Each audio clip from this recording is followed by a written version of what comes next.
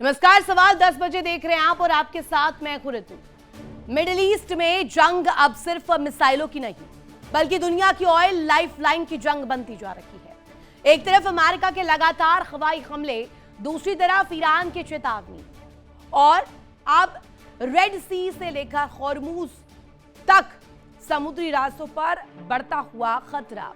अगर तेल सप्लाई के ये दोनों अहम रूट प्रभावित होते हैं तो इसका असर सिर्फ मिडिल ईस्ट तक सीमित नहीं रहेगा बल्कि दुनिया की अर्थव्यवस्था, तेल की कीमतों और सप्लाई चेन पर भी पड़ सकता है। रॉयटर्स की रिपोर्ट के मुताबिक ईरान ने हूती विद्रोहियों को संकेत दिया है कि अगर अमेरिका उसके बिजली इंफ्रास्ट्रक्चर पर हमला करता है तो लाल सागर के बब अल मंडब जल डमरू मध्य में समुद्री रास्ता बंद करने की तैयारी रखी जाए। वहीं दूसरी ओर अमेरिका का दावा है कि उसके हमलों का मकसद ईरान की सैन्य क्षमता को कमजोर करना है, जबकि व्हाइट हाउस का कहना है कि ईरान बातचीत भी करना चाहता है। ऐसे में सबसे बड़ा सवाल यही कि क्या हॉर्मूज के बाद अब रेड सी भी जंग का मैदान बनने जा रहा है? क्या तेल की सप्लाई पर मंडराता खतरा दुनिया को नई आर्थिक मुश्किल में धकेल देगा? और क्या अमेरिका ईरान का टकराव अब निर्णायक मोड़ पर पहुंच चुका है? क्या है तस्वीर और क्या है मिडिल ईस्ट के हालात, इसी पर हम चर्चा करेंगे। ईरानी इंफ्रास्ट्रक्चर क्यों टारगेट पर लाया गया है और क्या आने वाले समय पर आगे टारगेट पर रहने वाला है? ब्रिजेस पर अटैक और तमाम वो इंपॉर्टेंट इलाके, आवाज हो जिसमें बंदर अब्बास हो या हॉर्मुज़ हो, इन तमाम क्षेत्रों को टारगेट पर लिया गया है। लार रूट पर हवाई हमला किया गया। हमले में 8 लोगों की मौत हुई और साथ ही साथ कम्युनिकेशन टावर को भी तबाह कर दिया गया। रेलवे स्टेशन पर भीषण स्ट्राइक की गई।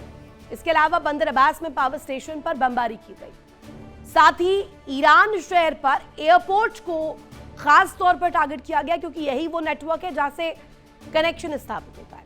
एयरबेस पर भी अटैक हुए। इसके अलावा खुजेस्तान हो या अन्य जगह, अन्य ठिकाने हो, आवाज हो या और भी इसी तरीके के इंपॉर्टेंट इलाके जिसमें शिरक भी आ जाता है, इन पर हमले क्या बताता है? एक बड़ी खबर इस बीच, ईरान में छठे दिन भी अमेरिका का हमला जारी है। ईरान में छठे दिन भी अमेरिका लगातार भीषण स्ट्राइक कर रहा है। अमेरिका ने हमले का वीडियो भी जारी किया। एयरपोर्ट और पावर प्लांट्स को टारगेट पर लिया गया है। ईरान के पुल और रेलवे स्टेशन पर प्रहार। सेंटकॉम ने हमले का वीडियो जारी किया है। तो ये बड़ी खबर आपको बता रहे हैं, जहां ईरान के पुल और रेलवे स्टेशन पर प्रहार किया गया है और इस इंतकाम की कहानी में सेंटकॉम ने हमले का वीडियो बाकायदे जारी किया है, जिसमें सीधे तौर पर ये जो सियासी तौर पर, रणनीतिक तौर पर और भौगोलिक दृष्टि से भी अमेरिका ने जो ये हमले किए हैं, जिसका वीडियो जारी किया गया, ये खास तौर पर अहम हो जाता है इस लिहाज से क्योंकि ईरान को लगातार धमका रहा है अमेरिका। इस बीच एक और बड़ी खबर, बहरीन में भी अभी बड़ा हमला हुआ है। ये बड़ी जानकारी मिल रही है। ईरान ने अमेरिकी ठिकानों पर प्रहार किया है। ईरानी हमलों से बहरीन में धमाके, बहरीन में आसमान में धुआं छाता हुआ दिखाई दिया है। ये बड़ी जानकारी, ईरान ने अमेरिकी ठिकानों पर प्रहार किया है और ये तस्वीर जिसमें ईरानी हमलों से बहरीन में भारी धमाके सुनने को मिले हैं। बहरीन की बात करें तो आसमान में धुएं का गुबार छाता हुआ नजर आए। तस्वीर आप देखेंगे, अंदाजा लगा पाएंगे कि हालात वहां पर क्या बनते हुए नजर आए और ये अभी की सबसे एक्सक्लूसिव तस्वीर।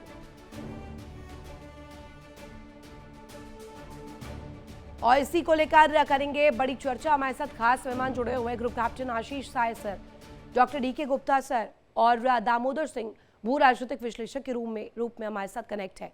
साय सर, सबसे पहला प्रश्न आप ही से।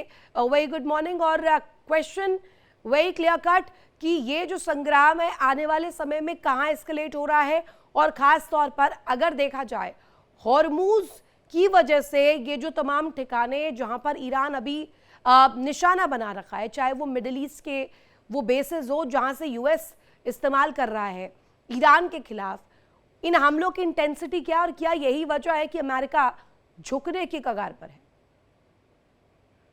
जय हिंद ऋतु, ये जो हमले हो रहे हैं ये अगर आप ध्यान दें तो पिछले 2 दिनों से, बल्कि 3 दिनों से आईआरजीसी ने किसी भी शिपिंग पर हमला नहीं किया है। और 6 दिन पहले इन हमलों की शुरुआत जब आईआरजीसी ने शिपिंग पे हमला किया था, उसके रिटेलिएशन में कोर्स करेक्शन के लिए यूएस फोर्सेस ने उनके कोस्टल एरियाज के एयर डिफेंस नेटवर्क्स, ताकि इनका फ्रीडम ऑफ एयर ऑपरेशंस रहे, और इनके जो लॉन्चिंग पैड्स या स्टोरेजेस थे या जो रिपेयर पॉइंट्स थे, ड्रोन्स के, मिसाइल्स के, स्मॉल बोट्स के, कुछ मेजर शिप्स के भी रिपेयर स्ट्रक्चर्स को मारा था। लेकिन अभी पिछले 3 दिनों से कहानी बदली हुई है। ईरान के अटैक ऑन यूएस बेसिस जो वो ट्राई कर रहे हैं, बहरीन, जॉर्डन में ज्यादा हैं, कुछ और छोटे छोटे अटैक्स भी हुए हैं जिनको इंटरसेप्ट कर लिया गया है। वो तो रिटेलिएटरी हैं, फेस सेविंग इन नेचर हैं, क्योंकि अमेरिका कर रहा है तो हम चुप नहीं बैठ सकते हैं, क्योंकि मीडिया कवर करती है, एक पब्लिक ओपिनियन फॉर्म अप होता है, और आईआरजीसी की जो इंटरनल प्रॉब्लम्स हैं उसको डायरेक्ट इसे लिंक करके आप देख सकते हैं कि अगर ये अटैक्स नहीं होंगे तो आईआरजीसी का वजूद खत्म होने का खतरा है, काफी ज्यादा इंटरनल कॉन्फ्लिक्ट है। अमेरिका का एक हल्का सा स्ट्रैटेजिक शिफ्ट इन प्लान दिख रहा है कि अब सिर्फ इनके आईआरजीसी के बोट अटैक्स के बाद हम हिट नहीं करेंगे, हम कॉन्स्टेंटली कुछ दिनों तक इनको हिट करेंगे, इनकी military power in the coastal areas degrade करते रहेंगे। नहीं तो ये जानबूझ के किया जा रहा है क्या साय सर? एक प्रश्न और इसी में जोड़ देती हूँ, जरा इसको भी ब्रीफ कर दीजिएगा। ये कांस्टेंट हमले, सीज फायर कहाँ एग्जिस्ट करता है, नहीं करता है, ये तो एक क्वेश्चन है ही, लेकिन इस बीच अगर अमेरिका भी नहीं मान रहा है, सुपर पावर अगर अपने लिखे हुए या पेश किए गए कंडीशंस पर ही वर्कआउट नहीं कर रहा, तो एक्सपेक्ट ईरान से क्यों किया जा रहा है? बिल्कुल वाजिब सवाल है। इसलिए किया जा रहा है क्योंकि उस दस्तावेज में, उस हस्ताक्षरित दस्तावेज में ईरान ने ये प्रॉमिस किया था कि 60 दिनों तक हॉर्मुज एब्सोल्युटली खुला रहेगा for all kinds of shipping. और उसके बाद आईआरजीसी का एक रोग फैक्शन ये डिसाइड करता है कि नहीं जी, हम तो शिपिंग को मारेंगे अगर वो हमारे ट्रैक को फॉलो नहीं करेंगे, हमारे ऑर्डर्स नहीं पास करेंगे। तो ये वॉयलेशन ईरान ने किया था, आईआरजीसी ने किया था। एक्चुअली ईरान में अब खुल के दो धड़े हैं, एक जो बात करने को तैयार है, जो स्विट्जरलैंड में बैठा हुआ है, दोहा में उनके बैक चैनल डिप्लोमेसी चल रही है। पाकिस्तान अभी बलूचिस्तान संभाल रहा है, तो उनको समझ में नहीं आ रहा कि पीओके जाएं या बलूचिस्तान जाएं, तो वो स्विट्जरलैंड तक तो नहीं पहुंच रहे। बट ये वायलेशन ऑफ एमओयू पहले आईआरजीसी के रोग फैक्शन ने किया था, ये सोच के कि किसी तरह से इस पीस टॉक को डिरेल कर दिया जाए, ये प्लान के तहत है। और अमेरिका का अब ये प्लान दिखता रही, तो ये मेरी एनालिसिस है कि वो अपना स्ट्रेट ऑफ हॉर्मुज के थ्रू जाके कुछ आइलैंड्स पे कोई ना कोई स्टंट्स ट्राई कर सकते हैं आज से 30-25 दिनों के बाद, जब ये 60 दिन का पीरियड खत्म हो जाएगा और ऐसा लगेगा कि IRGC is prevailing on Iranian foreign diplomacy, मतलब वहां की सिविल सत्ता कुछ नहीं कर पा रही है। हॉर्मुज सेंट्रिक ना रह जाए सर, क्योंकि मुझे ऐसा लगता है कि अभी सिर्फ और सिर्फ सवाल हॉर्मुज का बनकर रह गया है। ईरान की डील क्या है, ईरान की तरफ से क्या कंडीशंस है, अमेरिका की तरफ से क्या कंडीशंस है, वो अभी मुझे लग रहा है दूर दूर तक उस पर बात तो हो ही नहीं रही है। हॉर्मुज को लेकर ही पेच चटका। एक बड़ी खबर, उसके बाद दामोदर जी आपका रुख करूंगी। कतर में ईरान का विध्वंसक हमला सामने आया है और सीधे तौर पर एयर डिफेंस ने हमले को रोकने की बाकायदे कोशिश की है। आसमान में मिसाइलों की टक्कर के बाद ये भीषण धमाके भी देखने को मिले, एक के बाद एक 11 धमाके सुने गए। कतर की बात करें, हमले का सबसे नया और एक्सक्लूसिव फुटेज भी सामने आया। एयर डिफेंस ने ईरानी मिसाइलें मार गिराई हैं और ये खास तौर पर इसलिए भी इंपॉर्टेंट हो जाता है क्योंकि कतर और वो तमाम इलाके जिन्हें अब टारगेट पर लिया जा रहा है इस बाबत, क्योंकि वहां से एस्केलेट हो रहा है ये पूरी जंग की तस्वीर और खास तौर पर अमेरिका के सहयोग को लेकर यहां प्रश्न चिन्ह खड़े होते हैं। दामोदर जी, कतर पर क्यों ये चीजें टिकी हुई हैं, कतर पर हमले क्यों? ऋतु, सबसे पहले आपका जो सवाल है कतर पे ही हमला क्यों, मैं इसको बता दूं कि कतर पे नहीं, सिर्फ कतर के अलावा जॉर्डन पे भी, यूएई पे भी, हर जगह ईरान में हमले कर रहा है। और जहां पर भी वो हमले कर सकते हैं अभी इस मौजूदा परिस्थिति में, जो उनकी सैन्य क्षमता बची हुई है, वो हमले करेंगे। और ये बिल्कुल सही बात है कि आईआरजीसी, एक चीज जो समझ में आती है अभी ओशियन नेट पे अगर आप जाएं, और अंदर खाने की खबरें ये भी हैं कि ईरान की गवर्नमेंट ने ये माना है कि इस एमओयू को साइन करने के बाद हमसे गलती हुई, हमने दो कमर्शियल शिप पे जो अटैक किया वो हमारी गलती है। अमेरिका की तरफ से ऐसे संकेत मिल रहे हैं कि ईरान ने अपनी गलती मानी है, लेकिन उसका एक मतलब ये भी निकलता है कि आईआरजीसी की जो स्वायत्ता है, जो आईआरजीसी है, वो ईरान गवर्नमेंट से अलग है, उसका मिजाज बिल्कुल अलग है। वो नहीं चाहती कि ऐसे कोई भी समझौते हों यहाँ पर। तो ये जो हमले किए गए आईआरजीसी की तरफ से, इन्होंने ईरान और इस पूरे जो एमओयू था उसका रुख पलटा। आज की डेट में कतर के अलावा यूएई, जॉर्डन, जहां पर भी, अभी एक फैक्ट ये भी है कि यूएई को भी इसमें शामिल किया गया। यूएई के ऊपर जो अटैक हुए, कारपेट बॉम्बिंग की गई, ये सबका एक निष्कर्ष यही निकलता है इस समय की मौजूदा समय पे ईरान के पास लॉ एंड ऑर्डर या कमांड एंड कंट्रोल जैसी कोई चीज बची नहीं। वहां के जो धड़े हैं, जितने भी आईआरजीसी के समर्थक हैं, वो आईआरजीसी की जीत होते हुए देखना चाहते हैं। ईरान गवर्नमेंट कहीं ना कहीं शांति के पक्ष में है, लेकिन वो आईआरजीसी को कंट्रोल नहीं कर पा रही। और आईआरजीसी ये इंडिपेंडेंट हमले अपनी तरफ से, उनकी जो छोटी छोटी बटालियंस हैं, जिसको जो टारगेट नजदीक मिलता है, पहले भी ऐसी स्ट्रेटजी हमें समझ में आई थी। ये जो टेक्निक है लड़ाई की, हिट एंड रन वाली, ये कहीं ना कहीं उससे प्रभावित लगती है। और एक चीज जो आपको नोटिस करनी होगी, अभी 2 दिन पहले एक डेवलपमेंट था ईरान की तरफ से कि इन्होंने कहा था कि हमने पाकिस्तान के सीडीएस को एस्कॉर्ट्स, 2 फाइटर एस्कॉर्ट दिए। और लोग जो सोचते हैं कि हमारी जो एयर पावर है पूरी तरह ग्राउंडेड है, तो ऐसा नहीं है। हमने पाकिस्तान, और अपनी तरफ से आप जंग जाहिर कर रहे हैं, तो आपकी वो एयर पावर अमेरिका के खिलाफ क्यों नहीं दिखाई पड़ती? आप जाइए स्टेट ऑफ होमरूज में, अमेरिकन शिप को ऊपर कारपेट बम्बिंग करिए, आप उनको डिस्ट्रॉय करिए, अमेरिकन टारगेट या को, या अमेरिका आईआरजीसी के के लिए कह रहे हैं जो, दामोदर जी? ये मैं पूरे ईरान के लिए, जब वो ये बात मीडिया में फोटो ऑप करते हैं, इस तरह से बातें करते हैं, तो आप वो हमले क्यों नहीं करते? आप अमेरिका को चेक करने के लिए, या उनकी पावर, उनके उनके ऊपर हमले, आपकी एयर पावर कहाँ जाती है उस समय? आप ये हमले क्यों नहीं करते? तो इसका मतलब ये है कि इस समय ईरान के पास सिर्फ दिखावे के लिए कुछ चीजें बची हुई हैं। वो वीडियो क्या रिलीज क्या करते हैं, क्या इमोशनल चीजें? स्टेटमेंट जारी विच करते काइंड हैं। ऑफ, आप किसकी तरफ इशारा कर अभी भी रहे हैं? उनके जखीरे में देखिए बैलिस्टिक मिसाइल तो हैं, इसमें कोई डाउट नहीं है, और हो सकता है कुछ इंटर नहीं तो कॉन्टिनेंटल अमेरिका तो मिसाइलें दावा भी कर रहा है हों। न्यूक्लियर फैसिलिटीज को पूरा खत्म कर दिया है, न्यूक्लियर पावर पूरी तरीके से बैंड, ध्वस्त हो चुके एक तरह से। जब तक ग्राउंड ऑफेंसिव लॉन्च नहीं होगा, किसी भी तरह से इस तरह के दावे को पूरी तरह से माना नहीं जा सकता। जब तक आप ग्राउंड ऑफेंसिव लॉन्च नहीं करते और बूट ऑन ग्राउंड्स नहीं होंगे, वहां पे जाके आप खुद नहीं देखेंगे। आप, मानता हूं कि आंशिक तौर से नुकसान पहुंचाया जा सकता है और पहुंचता भी है, इसमें कोई डाउट नहीं है, लेकिन कितनी जल्दी ईरान उसे रिकवर करता है ये भी काबिले तारीफ है। ईरान के साथ आप मत भूलिए कि चीन और रूस पूरी तरह से बैक चैनल, पीछे से खड़े हुए हैं। उनका सपोर्ट उसके लिए बहुत मायने रखता है। और ऐसे समय नहीं, पे फिर ना सवाल ये आ सिर्फ मैं ये जाएगा कि मानता वो हूं कि देश क्यों चुप बैठे हैं जिनको नुकसान उठाना पड़ रहा है अमेरिका और इजराइल के लिए साथ देने का। अब वो बेसेस उड़ाए जा रहे हैं, कतर हो, इराक का एरबिल हो, या वो स्टेशंस हो जहां पे ईरान अब बमबारी कर रहा है। ईरान बता रहा है कि if not America directly, indirectly हम उन टारगेट्स पर हिट करेंगे। मेरा सवाल इस वक्त गुप्ता जी से ही है। गुप्ता सर, ये समझाइएगा, अगर पूरी तरीके से आर पार वाली जंग की स्थिति बन जाती है इन एनी केस, तो ईरान के पास रास्ता क्या बचता है? क्योंकि अभी दामोदर जी ने बताया कि बूट्स ऑन ग्राउंड तो करने ही पड़ेंगे अमेरिका को, उसके अलावा कोई चारा नहीं है। आप दूर से कितनी भी मिसाइलें मार लीजिए, लेकिन ईरान के अंदर अभी बहुत चीजें बची हुई हैं। जी तो एक चीज देखिए कि बूट्स ऑफ ग्राउंड अब अमेरिका तभी जाता है जबकि उसके साथ उसके सारे एलाइज होते हैं, चाहे इराक युद्ध रहा हो, चाहे अफगानिस्तान युद्ध रहा हो। अफगानिस्तान में पहला नाटो युद्ध था, जो कि नाटो ने एक ही युद्ध लड़ा अब तक इतिहास में अमेरिका के साथ, वो है अफगान युद्ध। इराक युद्ध में 60 देशों के कोलैबोरेशन था, जो यूनाइटेड नेशंस ने अटैक घोषित किया था ऑफिशियली, और उसके बाद कभी भी यूनाइटेड नेशंस ने कोई युद्ध घोषित नहीं किया। उसके बाद जितने भी युद्ध लड़ रहे हैं, द्विपक्षीय लड़े जा रहे हैं। और यहाँ पे अगर ईरान पर देखिए, ईरान के पास आज भी विकल्प नहीं है। अगर मेरी थ्योरी अगर लेके चले तो ईरान किसी तरह से इस युद्ध से निकलना चाहता है, लेकिन जो वहां पे वाइड जो पॉलिटिकल लीडर और आरजीसी के बीच में डिफरेंसेस हैं, इवन आईआरजीसी में भी बहुत लोग अपना फ्यूचर समझ रहे हैं, सोच रहे हैं कि किसी तरह से मीडियन पाथ लेके और मेडिकल सरकार बना के और हम किसी तरह से अपने देश को आगे ले जाएं। लेकिन जो हार्ड कोर हैं वो अपने सर्वाइवल के लिए लड़ रहे हैं, क्योंकि खोमैनी परिवार जिनको एक सपोर्ट करता था बेस लाइन से, now they are totally erased. तो अब आईआरजीसी को की तरफ, एक तरफ खाई है, एक तरफ कुआं है। अगर वो छोड़ती है तो वहां की जनता उनको दौड़ा के मारेगी, अगर वो नहीं छोड़ती है तो वो खुद मारी जाएगी किसी भी तरह से अमेरिका के द्वारा। नहीं तो फिर अभी अगर बाबल मंडेप को लेकर आरडी के सर क्वेश्चन उठ रहा है कि हिजबुल्लाह का खात्मा almost, not if fully but partially तो हो चुका है ना।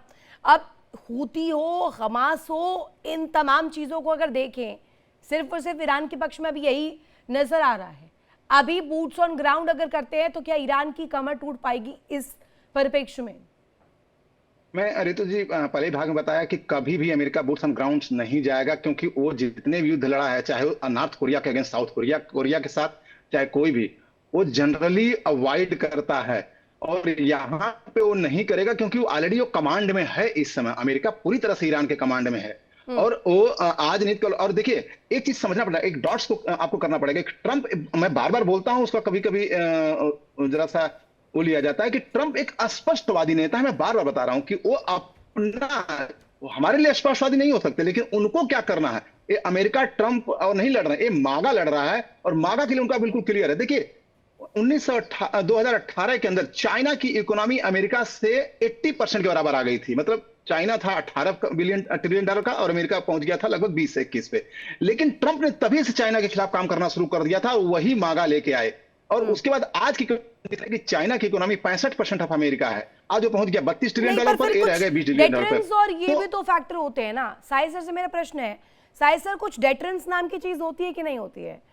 रेटरिक्स भी खेले जाते हैं, डिप्लोमेसी के टर्म्स में बहुत भारी भरकम शब्दों का इस्तेमाल होता है, लेकिन ये हॉर्मूज पर जब चाबी इस्तेमाल की जाएगी तब डेटरेंस, रेटरिक्स, ये सब कितना इंपॉर्टेंट होगा साई सर? मेरे हिसाब से सेंटकॉम या for that matter Dan Caine को अगर आप फॉलो करती हैं, या कूपर को जो सेंटकॉम का हेड है, ये लोग सीजन्ड मिलिट्री मैन है। दे नो मिलिट्री एक्शंस कैसे हैंडल किया जाता है, उनको काफी इन डेप्थ गल्फ की नॉलेज है, और इसी वजह से अपना जीरो एरर पे चल रहे हैं। थोड़ा सा उसमें डेटरेंस स्पीच का आता है, और ये आईआरजीसी का जो कर्नल स्पोक्स पर्सन रोज बेवकूफों की तरह बातें करता है, जो कल भी उसने बोला कि हम ये कर देंगे वो कर देंगे, लीस्ट रियलाइजिंग कि अगर आप 3 महीने 4 महीने से ये कह रहे हैं कि हम खत्म कर देंगे, अमेरिका को खत्म कर देंगे, जैसा कि कुछ कॉम्प्रोमाइज मीडिया उनकी करती रहती है, इंक्लूडिंग अमेरिकन मीडिया, जो कि अमेरिका हार गया और अमेरिका दुम दबाकर भाग रहा है। और ये इनको कुछ दिनों के बाद ये शर्म भी नहीं आती कि सारों को पता है कि टेंजिबल एक्शन जितने हम एसेस कर पा रहे हैं, कितना ज्यादा आईआरजीसी ऋतु आज क्यों परेशान है, क्योंकि एक्चुअली जो हमारे को पैनलिस्ट बता रहे हैं ना, वो बहुत हेवीली डिग्रेड हो चुके हैं। उनके पास बहुत कम, except ballistic missiles, yes of course, जो अंडरग्राउंड रखे हुए हैं, लेकिन उनका एंट्री एग्जिट पॉइंट्स को हिट किया हुआ अमेरिका ने, तो वो बाहर नहीं निकाल सकते। और जितनी देर में वो बाहर निकालने के लिए वहां गैदर करेंगे, उतनी देर में उनको इजराइल या अमेरिका फिनिश कर देंगे बम्बार्डमेंट के लिए। टारगेट्स एकदम लॉकडाउन है। तो एक बैलिस्टिक मिसाइल का जखीरा जो अंडरग्राउंड है, अभी यूज नहीं कर सकते जब तक कि अमेरिका वहां से हटता नहीं है, या इजराइल के सैटेलाइट सपोर्ट सिस्टम। और दूसरा, उनकी आर्मी अभी कहां छिपी हुई है, कहां पे वो बेस्ड है, वो नहीं पता।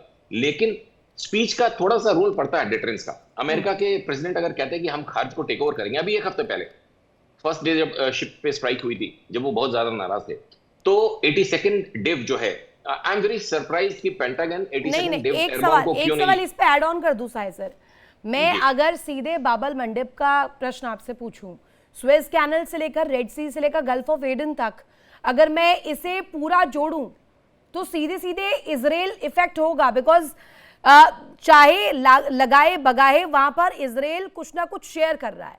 अब अगर होर्मुज की स्थिति देखूं, यहां पर कुछ ज्यादा फर्क इजराइल को पड़ेगा क्या?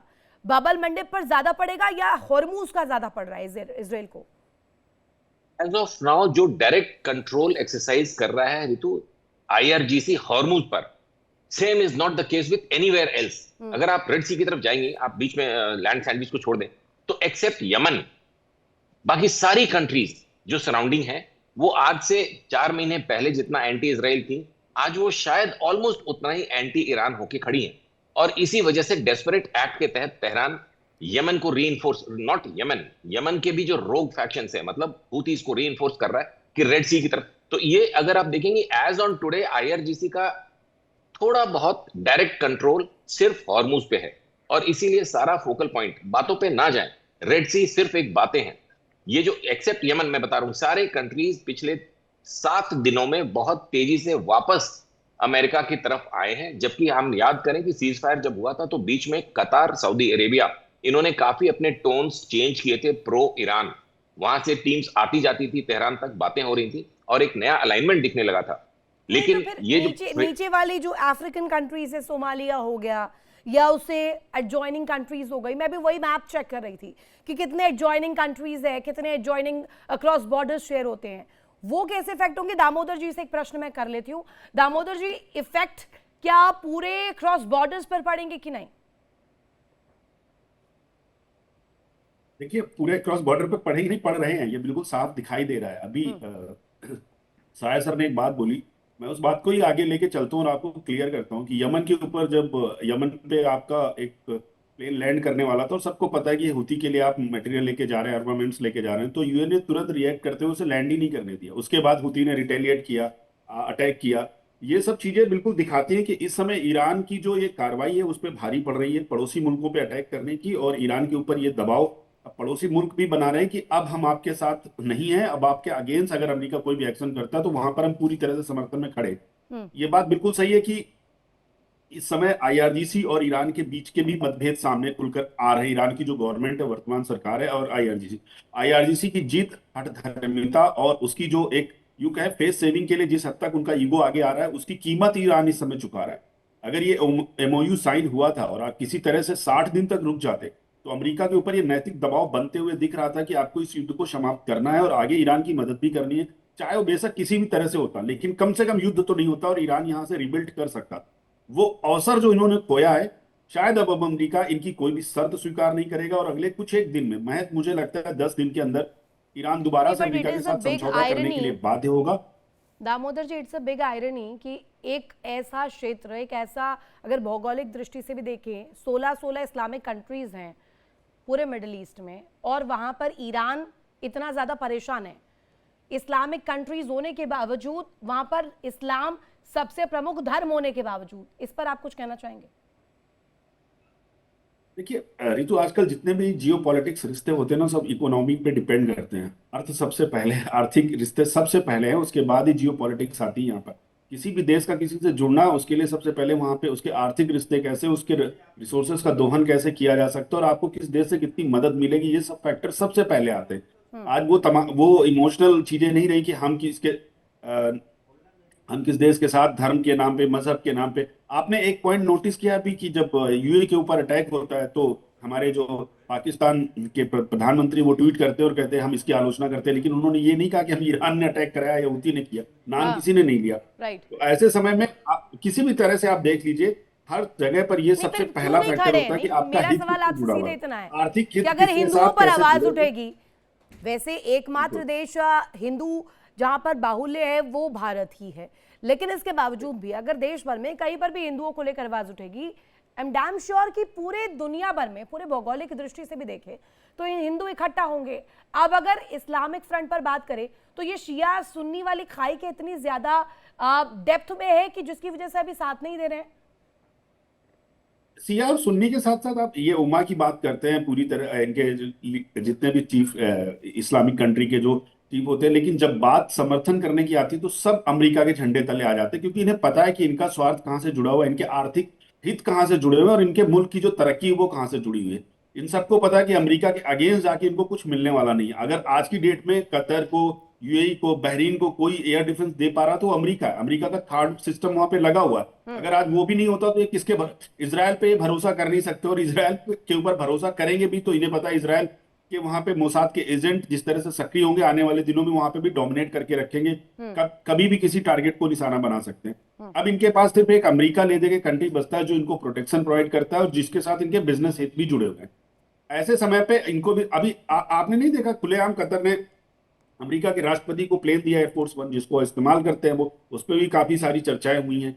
तो यहाँ पे कहाँ चला जाता है इनका मुस्लिम उम्मा बनाने का या इस तरह के एक दूसरे के साथ खड़े होने का। शिया सुन्नी से परे जाके भी मैं आपको बता दूं, आप खाली शिया सुन्नी के नजरिए से मत देखिए, आप ये भी देखिए कि आपको बिजनेस कहाँ से मिलना है, आपके रिसोर्सेज का दोहन कौन सा देश अच्छे से कर सकता है, आपको आर्थिक लाभ कहाँ से पहुंच सकता है। और उसके बाद जितनी इनकी लीडरशिप है, सबके यूएसए में इन्वेस्टमेंट है, सबके यूएसए में घर है, सबके यूएसए में अच्छे खासे इन्वेस्टमेंट है कि कल को अगर इनके मुल्क पे कोई संकट आता है तो सिर्फ जाके वहां पे आराम से रह सकते हैं। Same like Pakistan general military leadership, तो सबको पता है अमेरिका से अगेंस्ट कोई नहीं मुल्क जाने वाला। ऐसे समय में चाहे शिया और सुन्नी की, क्या अफगानिस्तान के ऊपर हमला किया था अमेरिका ने तो वहां नहीं, कितने सारे, इराक के ऊपर हमला किया तब भी कोई मुस्लिम कंट्री अमेरिका के विरोध में नहीं खड़ा हुआ। नहीं तो फिर ये तो क्या ये उम्मीद तो म्यूचुअली आप एश्योर्ड डिस्ट्रक्शन की ओर आगे बढ़ रहे हैं क्या? एक प्रश्न डीके गुप्ता सर से, क्या ये म्यूचुअली एश्योर्ड है कि आप डिस्ट्रक्शन की ओर आगे बढ़िए, डू और डाई कंडीशन है सर्वाइवल के लिए, just play this button, survival mode on है और ईरान अब हमला करेगा? डीके गुप्ता सर, लगभग 57 देश मुस्लिम हैं और उसमें से कम से कम 40 देश ऐसे, मैं आप हमेशा डाटा बताता हूं, 40 देश ऐसे हैं जो यूएस एड के भरोसे जी रहे हैं। जैसे सोमालिया का नाम आपने लिया, देखिए स्ट्रेटेजिक पॉइंट में क्या है, इसी सोमालिया जो पायरेसी के लिए अमेरिका ने इसको दबाया 19 सेंचुरी से लेकर अभी तक। लेकिन स्ट्रेटेजिक एरिया में क्या हो सकता है कि कल इन्हीं पायरेट्स को सपोर्ट करने लग जाए अमेरिका।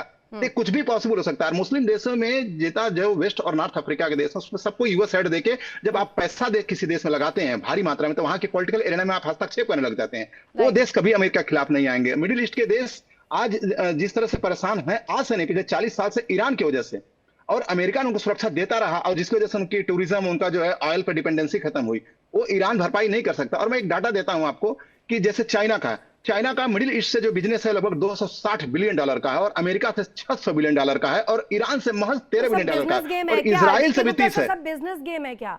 हथियार बेचिए, बिल्कुल युद्ध करवाइए और उसके बाद बस इस आग में घी झोंकते जाइए।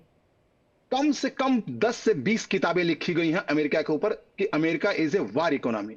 आज अभी ईरान खत्म होने दीजिए और आपको कोई दूसरा फ्रंट खुल जाएगा। बहुत बड़ा बिजनेस है, जितना किसी देश की जीडीपी है उतना तो उनका बिजनेस है कि कंपनियों का। उसको चलाने के लिए आपको हथियार बेचना है, हथियार बेचने के लिए आपको जो है ये सब कन्फ्रंटेशन कराने पड़ेंगे, चाहे सूडान में, चाहे अफ्रीका में, चाहे कहीं कोशिश रहती है कि हमारे इंडो पैसिफिक में भी हो जाए, इंडोनेशिया थाईलैंड में हुई। अभी आपके अकॉर्डिंग, क्योंकि सिरिक को टारगेट कर दिया गया है, बंदरबास को टारगेट पे लिया ही गया है, एवाज को लिया ही गया है, अभी केशम द्वीप पर भी हमने सुने कितने हमले किए गए। अभी और कौन कौन से जो इंपॉर्टेंट शहर है आपको लगता है कि अमेरिका के टारगेट पर होंगे, या सेंटकॉम इसको लेकर कुछ ना कुछ प्लान कर रहा होगा? नहीं, मुझे लगता है कि 10 से 15 दिन के अंदर एक डिप्लोमेटिक बातें होगी इनके अंदर। अब ये जो है अपना, क्योंकि अमेरिका उतना बर्बाद ईरान को नहीं करना चाहता, क्योंकि वो $300 बिलियन और $24 बिलियन जो फ्रीज अमाउंट है उसको लाके अपनी डिप्लोमेसी इंटर करेगा वहां पे। देखिए अमेरिका तभी सफल माना जाएगा। ट्रूथ सोशल पे कुछ और ही दिख रहा है। साई सर, एक प्रश्न आपसे मेरा, अगर न्यूक्लियर लेटेंसी बनाकर रखता है ईरान, जिसमें कहा जाता है हथियारों को वापस से रीडेवलप करना, वापस से अपनी न्यूक्लियर पावर को और एनरिच करना, अगर वो बनाकर रखता है तो क्या पारंपरिक तौर पर वो डेटरेंस भी बना रहेगा ईरान का? लेटेंसी बना के रख नहीं रहा था। पहली बात, 3% से 5% का परमिशन था, लेकिन 60 तक पहुंच गए थे। ये धोखेबाज लोग हैं, इनकी पूरी की पूरी जात धोखेबाज है। नंबर 1। एक प्रश्न आपने प्रीवियस गुप्ता सर से पूछा था, नेक्स्ट टारगेट आप लिख लीजिए, बुशेयर न्यूक्लियर पावर प्लांट। अगर ये एस्केलेशन मैट्रिक्स 1 डिग्री और आगे जाएगा तो first target will be Bushehr atomic power plant, made and run by Russians, presently mostly Iranians are working. दूसरा, और न्यूक्लियर पार्ट 3, ईरान को जब भी जरूरत पड़ेगी वो छोटे एटॉमिक हथियार पाकिस्तान से पा जाएगा, इसीलिए वो अपना मिसाइल प्रोग्राम रोकने को तैयार नहीं है। मिसाइल इज अ कैरियर, उसका वॉरहेड न्यूक्लियर होगा जो कि पाकिस्तान से। इसी वजह से पिछले सारे जितने इनके डील्स हुए थे अमेरिका से या यूनाइटेड नेशंस के IAEA के बीच में, इन्होंने जो बातें की थी उसमें प्रोक्योरमेंट वर्ड नहीं यूज किया था ऋतु। अब जो लेटेस्ट डील का वो वर्डिंग्स है कि ईरान बनाएगा नहीं, एनरिच नहीं करेगा यूरेनियम, न्यूक्लियर बॉम्ब्स बनाएगा नहीं और प्रोक्योर नहीं करेगा। एक नया वर्ड इंसर्ट किया, पहले भी इसके दूसरे वर्ड्स यूज किए थे बट नॉट एग्जैक्टली कि आप किसी और से खरीद लें, लोन पे ले लें। ये एंगल एक नया डाला है to have an absolute deterrence. But otherwise let me tell you, इनके कम से कम 10-15 तो न्यूक्लियर साइंटिस्ट मार दिए गए हैं, और आज की तारीख में किसी की इतनी कैपेसिटी नहीं है कि ईरान में जाके उनके लिए न्यूक्लियर एक्सप्लोसिव डिवाइसेस अभी कम से कम अगले 10 साल तक बना सके। और मैं रिपीट कर दूं, latency, they don't know what is latency. तो अमेरिका का इस समय ये जो अटैक चल रहा है ये बहुत अच्छा इसलिए है कि ईच पासिंग डे IRGC को ये बात समझ नहीं आ रही, पूरी दुनिया को पीसफुल बनाने के लिए एक अच्छा काम हो रहा है। वो इनके जितने मिलिट्री इंफ्रा को मार सकते हैं वो एक अच्छी बात है।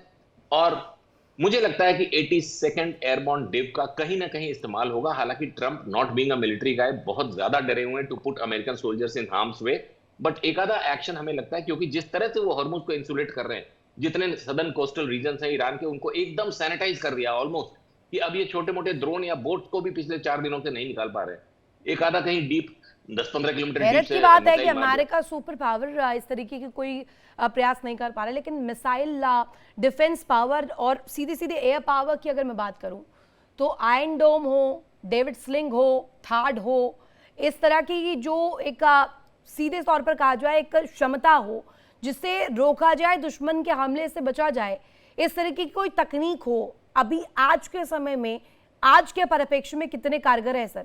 अगर मैं मिलिट्री पर्सपेक्टिव से पूछूं? तो आपने जितने भी नाम लिए रितु, वो सारे बहुत बहुत अच्छा लगा, वो सारे डिफेंसिव सिस्टम्स हैं कि if somebody is coming at you, हार्ड will work, if somebody is coming at you, Iron Dome will work. लेकिन अभी तो लेटेस्ट इंफॉर्मेशन हमारी ये है कि आयरन बीम इजराइल, देखिए इस युद्ध का या ट्रंप 1 और 2 का सबसे मेजर ग्लोबल डेवलपमेंट ये हुआ है, ग्लोबल ऑर्डर को इंपैक्ट करने वाला, कि एक तो अब्राहम अकॉर्ड, दूसरा Israel in UAE with military hardware, then UAE ejecting out of OPEC plus, ये बहुत मेजर है, सऊदी अरेबिया टिल्टिंग टुवर्ड्स। तो कुछ बड़े अच्छे डेवलपमेंट्स हुए हैं। आप irony 10 seconds more Ritu, I know you are running out of time. Iran के साथ एक भी इस्लामिक नेशन नहीं खड़ा है। आपने अभी अभी पूछा था मेरे ख्याल दामोदर से, और 2 नेशंस जो खड़े दिख रहे हैं पोस्चरिंग में एटलीस्ट, वो दोनों China and Russia. Everyone knows उनकी इस्लाम पे क्या टेक है, एवरीवन नोज चाइना इस्लाम You're lover, saying this is all just because of business। एक बड़ी खबर, उसके बाद वापस Absolutely. दामोदर जी का रुख करेंगे। अमेरिका के कहुर्स्तान पुल पर बमबारी की गई है और बंदर अब्बास साथ ही साथ लार रूट पर हवाई हमले किए गए। अमेरिकी हमले से ईरान में तबाही भी देखने को मिली है। 3 की मौत, 9 लोग घायल बताए जा रहे हैं। अभी करंट डेटा यह बता रहा है कि 3 लोगों की इन हमलों में जान गई है, 9 लोग घायल बताए जा रहे हैं। बंदर अब्बास और लार्क रूट को लगातार टारगेट पर अमेरिका ले रहा है। दामोदर जी प्लीज कंप्लीट दिस स्टेटमेंट। अगर मैं कहूं ये हमले इनिशिएट इसी वजह से हो रहे हैं क्योंकि बंदर अब्बास पोर्ट बेहद इंपॉर्टेंट है और एक जो पूरी तरीके से पुराना पैमाना रहा है दामोदर जी, इसमें अगर हम देखें पुरानी स्ट्रैटेजी ईरान की ये थी कि एक जगह हमला होता है उसको बंद करिए, दूसरी जगह पर दूसरे क्षेत्र पर ओपन करिए। इनडायरेक्ट फॉर्म में जब ये जंग चल रही थी, अब तो डायरेक्ट फॉर्म में है। इजराइल कहां स्टैंड कर रहा है, अभी कहां कहां हमले का प्लान किया जा रहा होगा सेंटकॉम, मोसाड और सीआईए मिलकर? सबसे पहले तो इनकी जितनी बैलिस्टिक मिसाइल के जो स्टोरेज हैं, जितने वीडियो बना के डाल रहे हैं, आपको क्या लगता है कि अमेरिका की उन पे नजर नहीं है? ठीक है, आंशिक तौर पे उनको बर्बाद किया गया, लेकिन आप यकीन करिए कि सारे अमेरिकन सैटेलाइट उन पे नजर रखे हुए होंगे। डेफिनेटली अगर अमेरिका ने कोई टारगेट दिया, और कुछ एक ऐसे स्ट्रेटेजिक लोकेशन के नाम भी डोनाल्ड ट्रंप ने अपने ट्वीट्स में लिए भी हैं और अपने स्पीचेस में लिए हैं, तो यकीन रखिए कि वो सारे जगह जो नाम ले लिए उन्होंने, उन पे तो उनकी नजर पूरी तरह से वो चोक्ड है इस समय। अगर उन पे कोई भी मूवमेंट होगा तो सबसे पहला हमला वहां पर हो। नेतांज के आसपास ऐसी कई सारी फैसिलिटीज इन्होंने बनाई है, उनके कुछ एक के नाम भी लिए थे। तो वो सारी जो फैसिलिटीज हैं अभी इस समय पूरी तरह अमेरिकन रडार पे, और वो नेक्स्ट टारगेट डेफिनेटली होने जा रही है। और इसके बाद मुझे जो एक चीज का बहुत बहुत अच्छे से जो समझ में आ रहा है कि अगर ये 10 से 12 दिन से ज्यादा युद्ध चलता है तो बूट ऑन ग्राउंड के चांसेस हो सकते हैं कि यहाँ पर इनके जितने भी सदर्न कोस्टल पे जितने भी इनके पोर्ट है उन सबको आइसोलेट करके सबसे पहले खर्ग और इन सबको टेक ओवर किया जाए, और इसके बाद अमेरिका की हो सकता है कि मैकनाइज्ड फोर्सेस अंदर जाएं। पर इनसे पहले एक चीज जरूर है कि अमेरिका पूरी तरह से इनकी जितनी भी बैलिस्टिक मिसाइल की स्टोरेज हैं जो इन्होंने पहाड़ों के नीचे बना रखी है, उन सबको चोक किया जा चुका, उनके एंट्री और एग्जिट पॉइंट को बर्बाद किया जा चुका। और इस समय ईरान की ये क्षमता, जो मिसाइल सिटी अंदर ही अंदर, मिसाइल सिटी जो ईरान ने IRGC ने बचाकर छुपाकर रखी है फॉर द राइट टाइम, उसका क्या? कुछ नहीं है ऐसा, सिर्फ ये वीडियो स्टेटमेंट है। बहुत सारे इनमें तो AI जनरेटेड निकालते हैं ये लोग। अगर आपके पास इतनी सारी मिसाइल कैपेसिटी, तो होमरूज में किसने रोका है आपको अमेरिकन शिप को टारगेट करने के लिए? जाइए, उनकी पूरी फ्लोटिला वहां पे घूम रही है, आप अकेले एक शिप थोड़े ही वहां पर। आप क्यों नहीं उन पे अटैक करके बर्बाद करते? किसकी बातें कर रहे हैं आप? एक अमेरिकन शिप को आप टारगेट करिए, उनके किसी भी फ्लीट को टारगेट कर दीजिए। मैं कह रहा हूं अमेरिका खुद आपके सामने समझौते के लिए आने की तैयारी करने लग जाएगा। आप करिए तो ऐसा कुछ। अगर आपके पास मिसाइलें हैं इतनी सारी, आपकी एक्यूरेसी इतनी अच्छी है, आपके पास इतनी सैन्य क्षमताएं, तो आप उसका प्रयोग क्यों नहीं करते? केवल आप पाकिस्तान के फील्ड मार्शल को एस्कॉर्ट करने के लिए अपने फाइटर भेजते हैं क्या? क्यों नहीं कर रहे? सुसाइड बम्बिंग करवा दीजिए, एक दो लोग शहीद होंगे, कहां से इनको लड़ना? Pakistan is of no use to Iran, ये उसे भी एक्सेप्ट कर लेना चाहिए, ना कि वो अमेरिका के Pakistan is no use to not only Iran, for every country way Pakistan is standing. आप उसका भला कभी हो ही नहीं सकता। पाकिस्तान को सिर्फ अपनी मदद चाहिए, दिखावा चाहिए और फोटो ऑप चाहिए। क्या मिला इस डील से? बहुत अच्छे से सारे ट्वीट किए गए थे, ये हो गया, दुनिया में शांति। हम इंडियन मीडिया पर ये अगर खबर और पाकिस्तान को इस तरीके से रखेंगे तो ये कहा जाएगा कि हम पाकिस्तान बैशिंग कर रहे हैं। डीके गुप्ता सर, एक लाइन में कंक्लूड करता हूं, आपको पता होना चाहिए ईरान का जो ये ईरान का जो परमाणु कार्यक्रम है पाकिस्तान के अब्दुल कादिर की देन है। आज जो ईरान ये हमले झेल रहा है, पाकिस्तान के परमाणु जो साइंटिस्ट थे, जिनके ऊपर पूरी दुनिया, जो सबसे बड़ा टेररिस्ट मैं कहूंगा वर्ल्ड का, जिसने नॉर्थ कोरिया को उसने एटॉमिक एसेट्स बेची, इसके बाद ईरान को बेची, और डर्टी बम बनाने के जो करीब है ईरान, या जो ऐसे थोड़े थोड़े टैक्टिकल वेपन जो परमाणु बम एटॉमिक टैक्टिकल वेपन्स बना सकता है, वारहेड बना सकता है, वो आज पाकिस्तान की ही देन है, किसी और मुल्क की देन नहीं है वो ईरान के पास। ये भी आप ध्यान रखिएगा। तो ये सारी जो चीजें हैं, Pakistan is only no use. Pakistan किसी को गफलत में जरूर डाल सकता है, जो कि अफगानिस्तान के साथ उसने किया।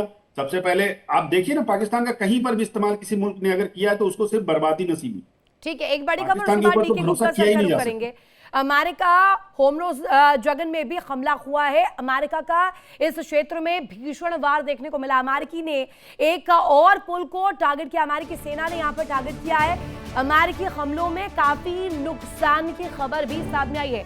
डीके गुप्ता सर, अगर मैं पी पैरामीटर की बात करूं, P for Pakistan, is it logical to even ask कि ईरान अमेरिका इजराइल की कंडीशन में कुछ इफेक्ट कर पाएगा? क्योंकि चारों खानों से पहले ही घिरा हुआ पाकिस्तान क्या करेगा? सऊदी में मिलिट्री भेजेगा या टर्की की मदद करेगा या लोन के लिए पैसे लेगा कतर से? रितु जी देखिए, अगर मैं याहिया खान की बात करूं तो उसको बोला जाता था कि messenger of China, messenger of America in China. और अगर मैं फील्ड मार्शल की बात करूं, फील्ड मार्शल मैं नहीं बोलता क्योंकि वो एक हायरार्की में एक अच्छे से जो है उसके साथ नहीं गया है, मैं उसको जनरली कहूंगा। तो अगर मैं उसकी बात करूं तो उसको पोस्टमैन ऑफ अमेरिका कहा जाता है इन ईरान। तो यहाँ पे चीजें ध्यान देने की बात है कि अमेरिका बहुत दूर बैठा हुआ और शायद कोई टेक्निकल इशू है। यही प्रश्न अगर मैं साहिद सर से करूं, साहिद सर, पाकिस्तान इफेक्ट किया हुआ कौन होगा?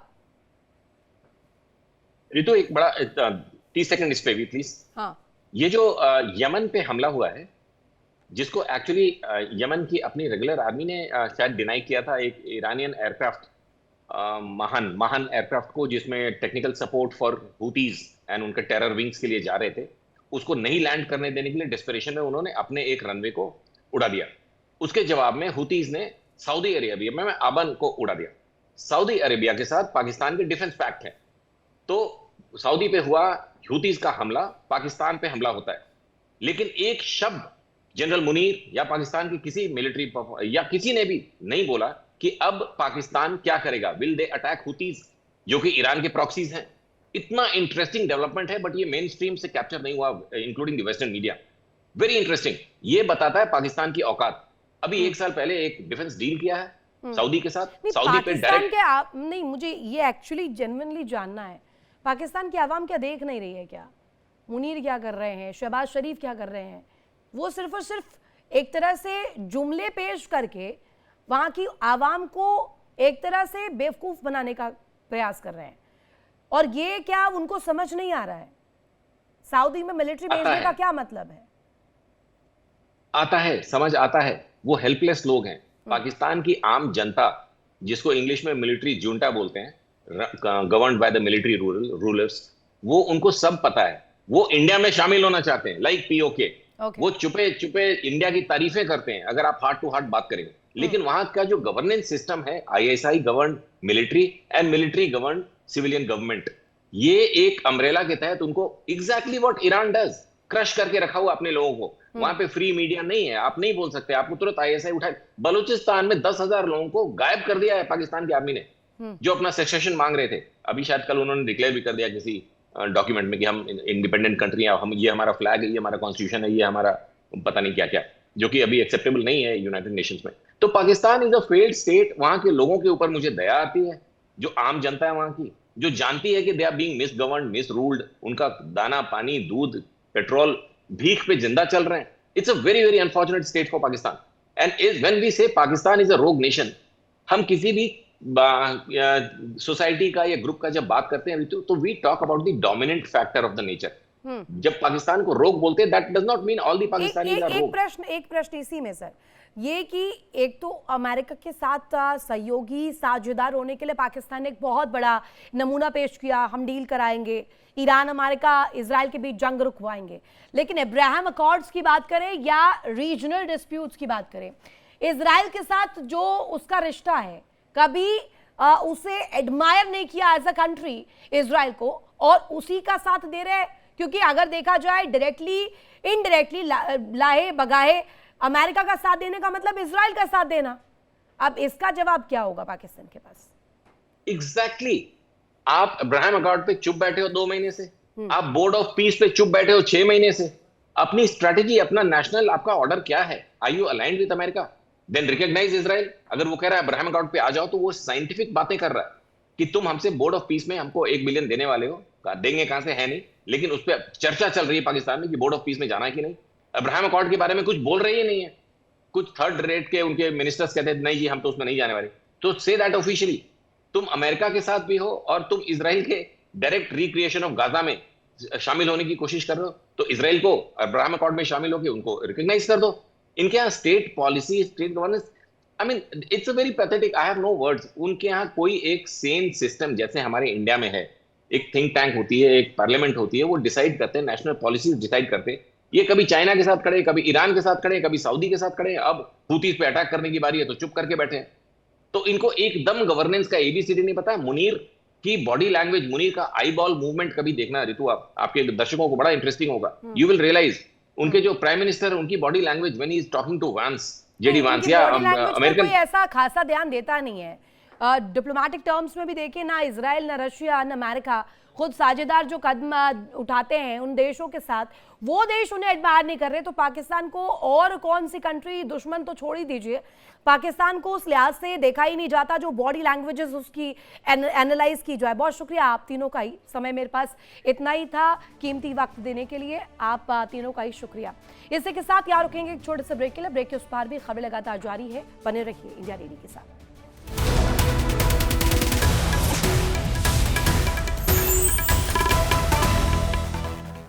देखिए इंडिया डेली 24/7 अब आपके स्मार्ट टीवी पर। इंडिया डेली मौजूद है सभी डिजिटल प्लेटफॉर्म पर लाइव और लगातार। इंडिया डेली 24/7 हर दिन राष्ट्र को समर्पित।